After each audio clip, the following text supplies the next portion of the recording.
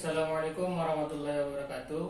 Kawan-kawan mahasiswa semua, kesempatan kali ini kita membahas tentang pengeluaran. Baik, langsung saja. Pengeluaran ini kita bahas dalam dua sudut pandang. Yang pertama dari sisi pengeluaran konsumsi masyarakat dan dari sisi pengeluaran pemerintah.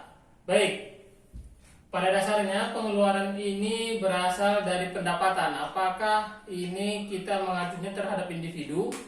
Apakah kita mengacunya terhadap kelompok? Maupun bahkan kita mengacukan kepada lembaga ataupun pemerintahan, organisasi. Baik, pendapatan ini, setiap pendapatan itu yang dikeluarkan, pendapatan kita yang kita keluarkan untuk membelanjai hidup kita, untuk mengeluarkan sesuatu yang kita inginkan ataupun yang kita butuhkan itu diistilahkan dengan konsumsi. Dalam ekonomi, konsumsi itu disimbolkan dengan C. Apabila pendapatan itu yang kita punya pendapatan, apabila dikeluarkan disebutkan dengan konsumsi. Apakah dikeluarkan itu dalam bentuk apa sesuatu yang kita inginkan ataupun yang kita butuhkan. Yang tidak kita keluarkan itu disebutkan dengan saving. Apa ini saving? Adalah simpanan ataupun sering diistilahkan dengan tabungan. Yang dimana tabungan atau simpanan itu disimbolkan dalam ekonomi sebagai S.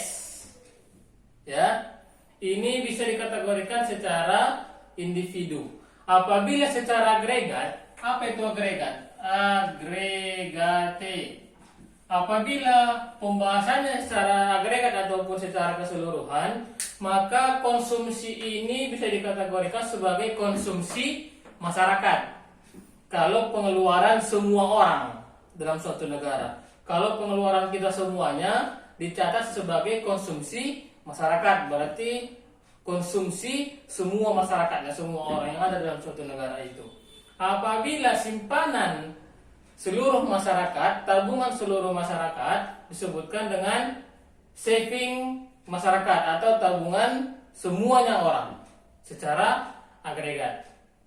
Oke, itu dari sisi penggunaan pendapatan. Yang kedua dari sisi penggunaan pengeluaran pemerintah.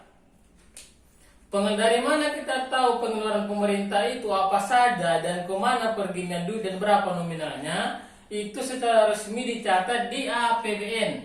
APBN singkatan dari Anggaran Pendapatan Belanja Negara.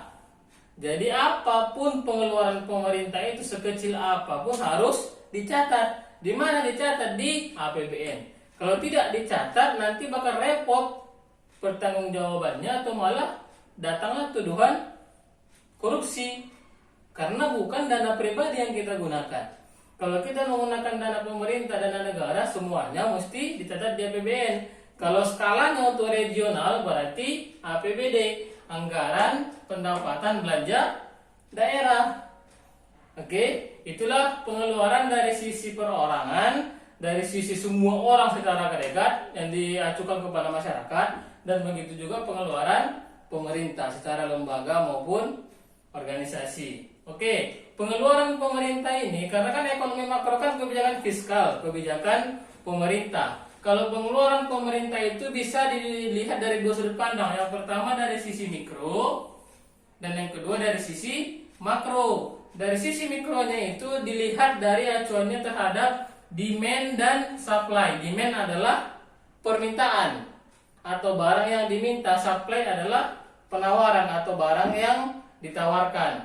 Tapi acuannya secara publik, masyarakat secara agregat.